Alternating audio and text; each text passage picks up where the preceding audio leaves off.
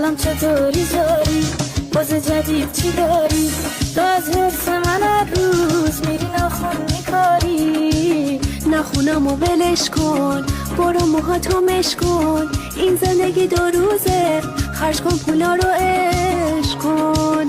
جاری نگه بیکاری حرفی داری میاری تو هم اصاب نداری شبیه سگه هاری فامیل نمیشی جاری پشتم صفحه میذاری تو جز فیس و افاده خودت بگو چی داری از عقده ها تو هر روز